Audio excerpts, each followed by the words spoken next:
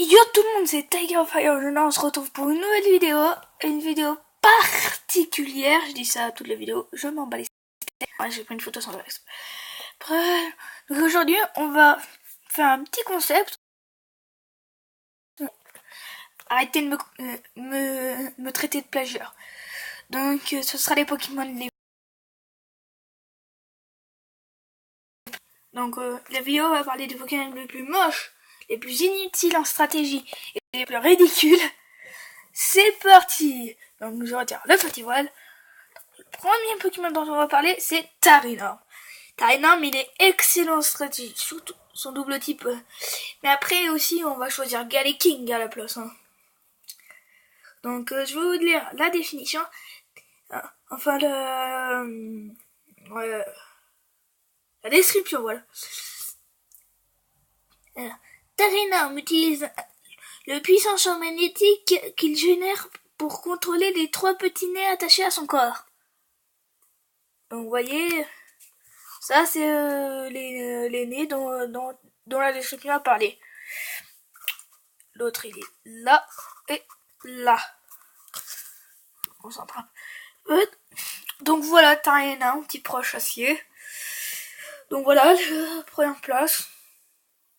Donc au suivant. Le deuxième dont on va parler, c'est Trompignon. Vous voyez déjà qu'il est moche car c'est un Pokémon champignon. Hein.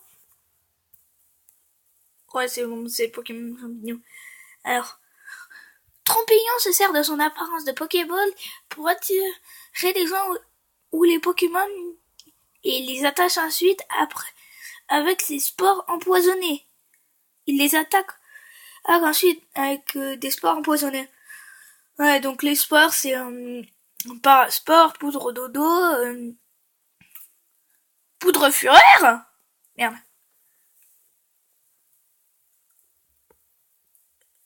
Bon. Au suivant, le suivant c'est Moyade, type au Spectra, voilà. Le corps de Moyade est presque entièrement constitué d'eau. Malgré cela, il ne faut pas le sous-estimer. Des gens racontent qu'une flotte entière de bateaux repose au fond de l'océan à cause de lui. Regardez comme ils sont moches. Après tout, c'est la vidéo. Hein. Ils sont moches. Regarde le mâle, on dirait qu'il a une géante moustache. Même Viscus, il est plus joli. Tant si ça sous les évolutions. Hop. Et femelle, c'est what the fuck. Allez, suivant. Parlons un peu stratégie maintenant. Zigzaton. L'un des tout premiers qu'on rencontre dans Pokémon Ruby Omega, c'est Fur Alpha, Ruby, Saphir, Emerald. Donc en gros, 3e, 6e génération. Donc, je vais vous donner sa description. La curiosité de Zigzaton le pousse à se promener partout sans avoir conscience du danger. Il frotte ses poils durs contre son dos. Il frotte ses poils durs de son dos contre ça pour marquer son territoire. Donc, vous voyez, il est inutile en stratégie niveau vitesse. Ça va, je peux pas vous montrer des images de stratégie. Parce que j'ai pas le temps. Niveau design, c'est cool. Niveau vitesse, ça va. Moi, je connais les statistiques. Hein. Après l'attaque, c'est pas ça. Et en défense spéciale, il est complètement pourri. C'est un Pokémon inutile. Surtout son type normal. Le type normal est complètement inutile. Donc, complètement inutile. Après, niveau PV, bof. Allez, suivant. Le prochain Pokémon, c'est Papinox. Papinox, déjà, son type respecte pas son aspect. Moi, je l'aurais mis type insecte-vol. Regardez, c'est un papillon. Et là, ils l'ont mis insecte poison. Et il connaît des attaques de type psy. La lumière de la ville attire des nuées de Papinox. Il cause beaucoup de dégâts parce qu'en battant ses ailes, il répand une poussière empoisonnée et dépouille les arbres de leurs feuilles pour se nourrir. Voilà. Allez, au suivant. Attends, j'ai pas fini d'en parler.